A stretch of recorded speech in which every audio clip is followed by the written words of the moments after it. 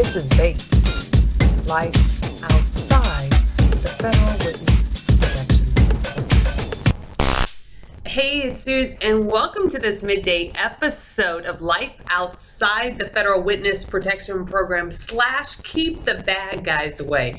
Whoa, boy, I'm telling you, I had to do a breaking news flash because this has been a very, very busy morning in organized crime. And, Mondays are usually like that.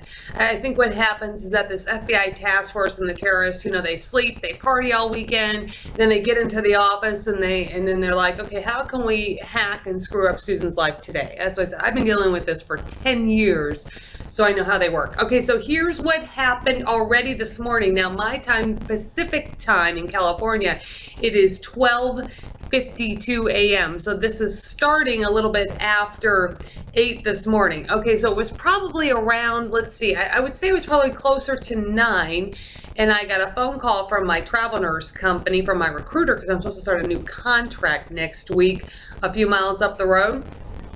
Well, apparently they're still waiting for one county on a background check. I'm like, oh my God. And I'm like, okay, so I'm asking my recruiter, Matt, I'm like, now, is this Clark County, Nevada by any chance? Is it Clark County, Nevada? He said he didn't know.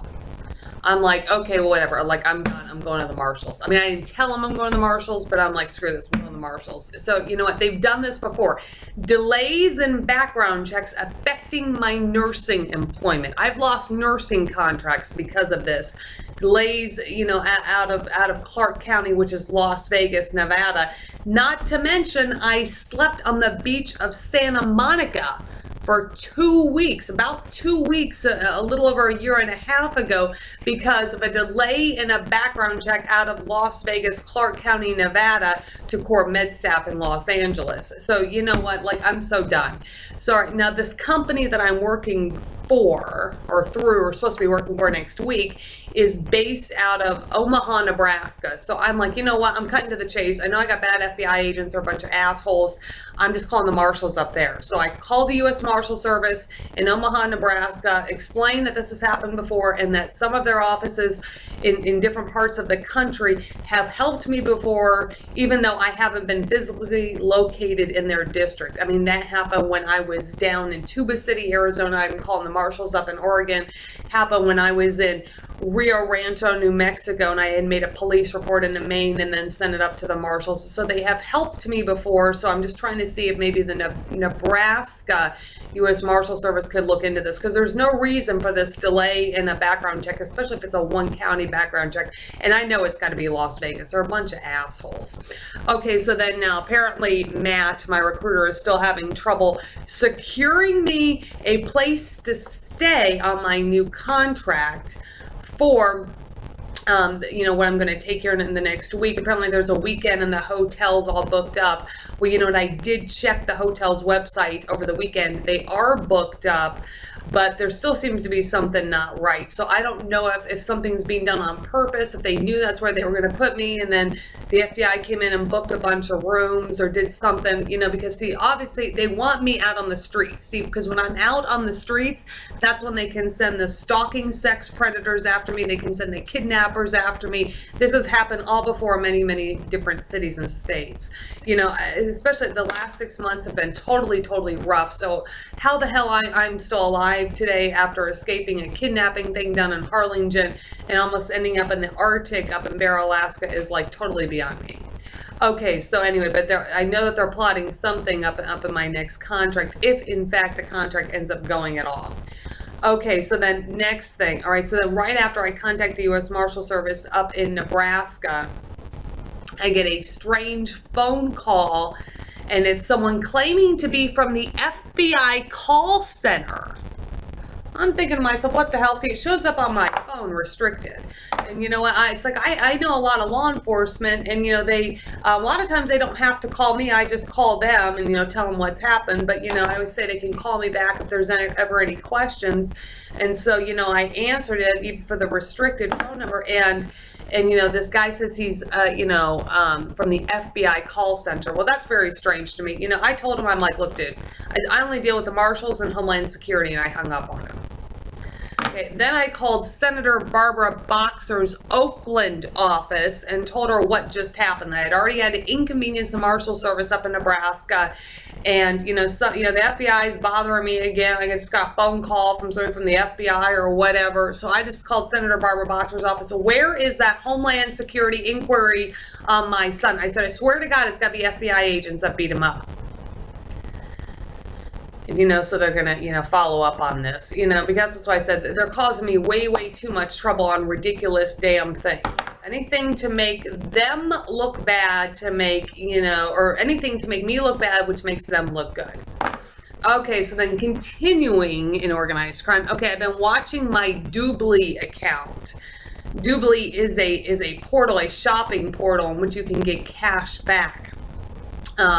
And usually they've been very good. I've got this little Doobly MasterCard and it's like you buy something, say from Best Buy, and then you get cash back with it. And it's usually within your account in a couple days. But I've been watching this for the past couple of weeks, and there seems to be a lockup somewhere. Some reason that things are not going from pending status of my cash back into the earnings column, which means that I can't access it. So I picked up the phone and I just called Special Agent Public Recorder with Homeland Security Investigations down in Houston, Texas, gave him my credit card number, all the credit card information and stuff. He has unhacked accounts before. He did that when I was down in Santa Monica.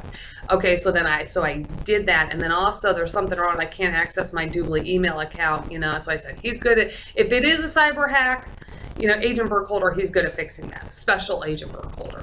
I forget to say that. Special Agent Burkholder. But he's good at fixing that kind of stuff. So, anyway, I'd like to have access to that money if, in fact, it can be fixed. Okay, so then next disaster. Oh, God. So then I go to access my Gmail account. Okay, so then get this. Gmail sends me an email, and then apparently somebody has cyber hacked my account, or it looks like somebody was trying to access my account from Istanbul, Turkey. Okay, Google, apparently they say that they blocked it. They blocked the intrusion.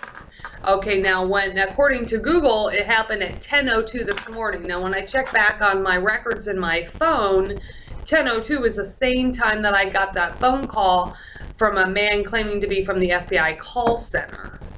So you know what I did? That's something that might take a little bit more work. It's not something that's extra emergent. So I just reported it on the Homeland Security Investigations tip line as being a cyber hack or a potential cyber hack, and just wrote it all out for them. But that's why I said, you know what? It's Monday morning, and this FBI task force, the terrorists, the organized crime, have caused this many problems. It's now about 1 o'clock in the afternoon on Monday, March 31st. They've caused this many problems. And, if everybody could just get over their damn love affair with the FBI and realize the fact that these guys have done wrong, and Homeland Security cited them as being within the purview of the U.S. Department of Justice 4 years ago, and then it was enough to make Senator Harry Reid open up an FBI investigation. You know what? If you just get over your damn love affair, I don't care if you're a background check company, I don't care if you're law enforcement, get over it. They cause all kinds of problems for all kinds of people every single day, and it's retaliation against me for getting them in trouble with the Senate. Well, you know what? Then I just have to keep calling the senators. Until somebody can stop these crimes, I just have to keep calling the Senate and doing what I just explained. But you know what? That's why I said I'm sure more things will happen today.